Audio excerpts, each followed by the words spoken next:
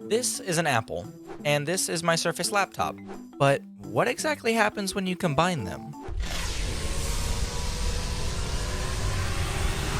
Well, you get the distant, unwanted cousin of a MacBook, a Hackintosh. Hackintoshing has been around for years as an alternative to spending a fortune on Apple tax. This is why I have my laptop, which is free.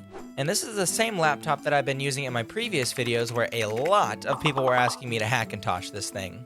I have a Surface Laptop 3, which has a 10th gen Intel Ice Lake CPU, and this is around when Apple dropped support for modern Intel-based CPUs as they ventured into making their own silicon. And this had me a little bit unsure of whether this would actually work. So I began my research by going to the sacred lands of Hackintoshing, Dortania's Open Core Install Guide. I visited the supported processor section, and sure enough, the 10th gen Ice Lake CPUs are supported. So I guess the only thing left is to get started. The first thing that we have to do is get our files in check and organized. One of the first things here that they require you to do is download the macrecovery.py, and this will require Python 3 to be installed, but I've already got this installed, so I'm going to skip this step. And then from here, we're going to be installing Big Sur, so I'm going to copy this. And we're going to go back here, right click, and it'll copy that. Just hit enter and it'll start downloading. Okay, so that has fully finished, and you can see here we have the base system chunk list and the base system DMG. And this is what's going to allow us to boot from these files when we put those in our EFI folder on our boot drive. And what we want to do is we want to copy the chunk list and the DMG. We'll go ahead and click copy there, go into our Apple recovery, and we'll paste those in there. And we're going to look for EFI, copy that.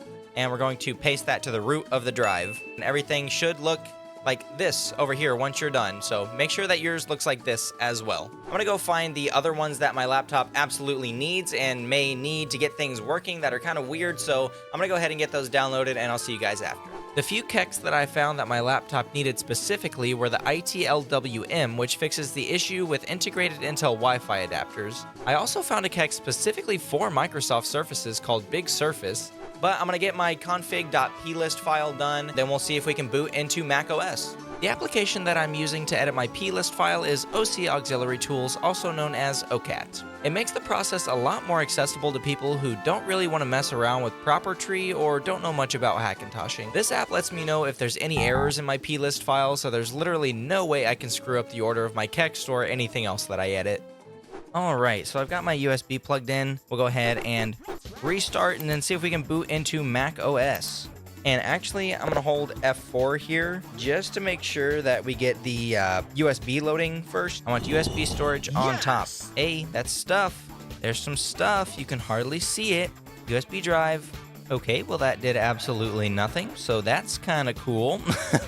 I just had to update a few kexts, some really boring stuff that you guys wouldn't want to see. I think I've got everything working now, so I'm just going to restart this here, and we should see macOS kind of stuff pop up here. There we go, that's what we want to see.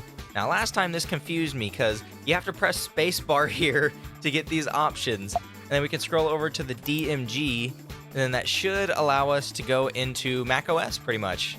Hey, there we go, we're getting some stuff. Okay, this is looking pretty good. Things are loading. Yep, I see kext loading. Okay, yeah, there we go. Now we're getting the goods. Hey, there we go. There we go. We're getting the Apple loading bar. All right, we've got mouse. Hey, the USB mouse works. Holy crap. Okay, guys, we're in. That was like one of the easiest Hackintoshes I've ever done. Install macOS Big Sur. Internet connection is required. Ooh, okay. So internet is not working.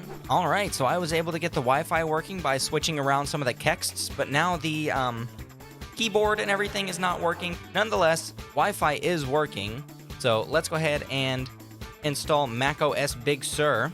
It says that the drives are locked, or the disks are locked. Okay, so I found a thing on Reddit here that says you should go into like disk util and then use the clean command. And when you go into Mac, you can use the disk utility. Okay, so at this point, I got Big Surface working again, so the onboard mouse works. I have figured out a solution to our drive problem. Instead of going through and formatting our drive, I have one of these handy-dandy USB to SATA thingies. It's kind of dark in here, so you can't really see it, but it's USB to SATA.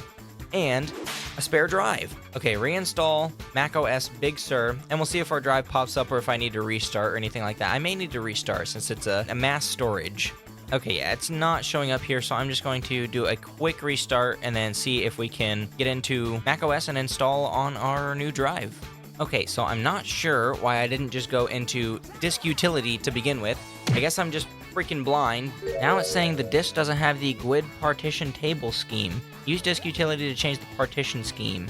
Okay, I guess we're going back. Okay, so I figured it out. Thanks to this little guide here, it says to view all, and then I actually have to do the Seagate BUP Slim Media thing that it finds it as, and then I can select partition table, and we'll go ahead and erase.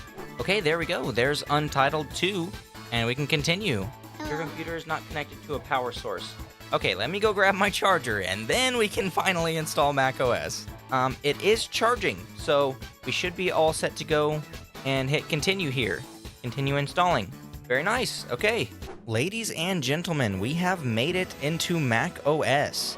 I'm going to go ahead and get this set up real quick, but we are in. Look at that. We are fully into macOS. And before we do anything, I'm going to install high DPI and actually get the DPI of this screen functioning before I declare it fully Hackintoshed. All right, so I've ran some commands on high DPI, so we should just be able to get in here and change the resolution to the one that we need. So I think we go to displays, if I'm not mistaken. Okay, yeah, we just had to click scaled on the resolution there. I did not specify any of these DPIs, which you can't even see because they're the size of an ant. Okay, well, you know what? This one is good enough. I didn't specify this one, but this one is good enough. It looks all right. You know, it looks fine. Fine enough. I would be happy with this, but macOS has joined the Elite Four on this laptop filled with multiple different OSs. Alright, that is going to do it for this video, but don't click off just yet. There's some things I got to tell you, and one of them is the typical YouTuber stuff, like, subscribe, all that kind of great stuff, yeah, whatever. But the other thing I wanted to tell you is that I have a Discord down in the description, and don't forget to watch this video where I also Hackintoshed an HP all-in-one.